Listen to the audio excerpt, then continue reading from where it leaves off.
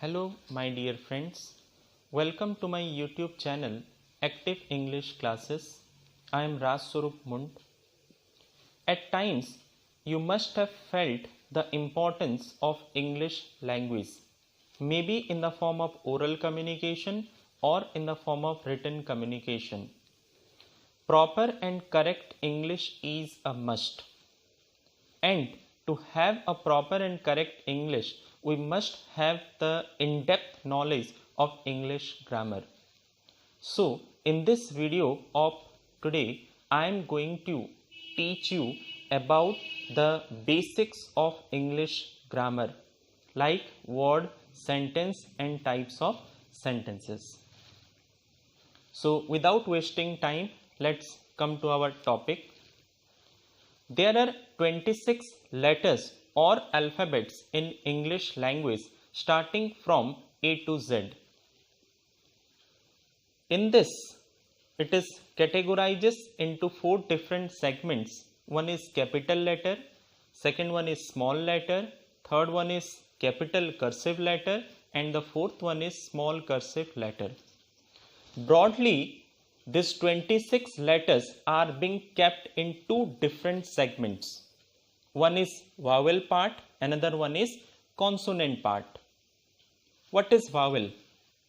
If a noun or word starts with A, E, I, O, U, as well as it indicates to 1. So before that word or noun, we use A, N, N, and it's called as a vowel. For example, an orange, an honor. Just like the same, if a word or noun starts with a consonant or consonant sound, as well as it indicates to 1, so before the noun or word, we use a, and it's called as a consonant. For example, a book, a chair, etc. Then comes to word. What is word?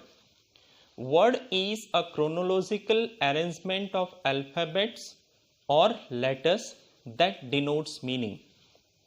For example, if I am telling K-O-O-B, there is no meaning and it's not a word. But in place of that, if I am telling B-O-O-K, that means it's a book and it is having meaning.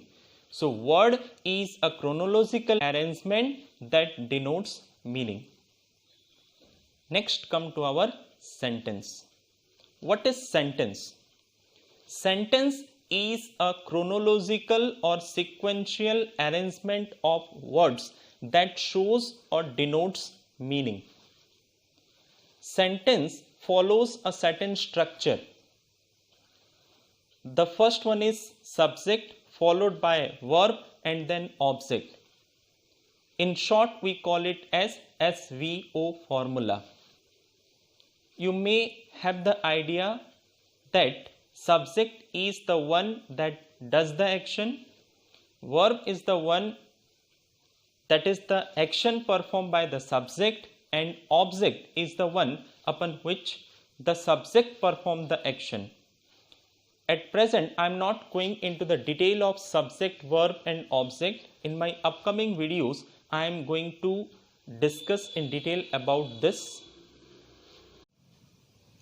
The sentence structure does not follow this pattern always. There are some instances or there are some examples where we can find a little bit difference in it. For example, there is a sentence, here comes the bus. In this sentence, subject is bus, but it is placed in the last.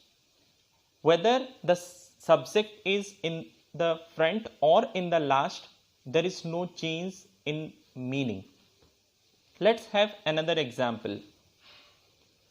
Come here. In this sentence, the verb is come, here is the object. So where is the subject? Subject is you.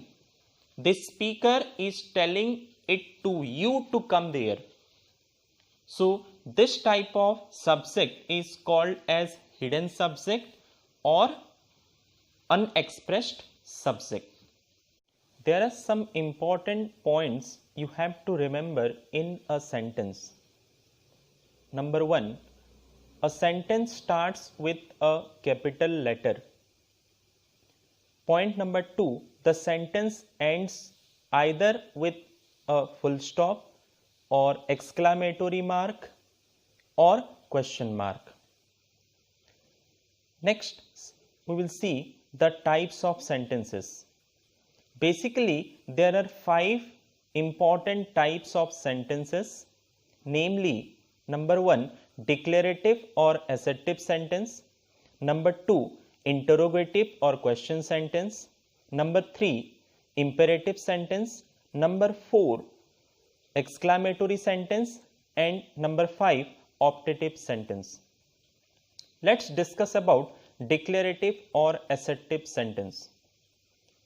Declarative sentence or assertive sentence is a type of sentence which states or declares something.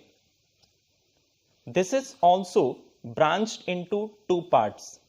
One is affirmative sentence, another one is negative sentence.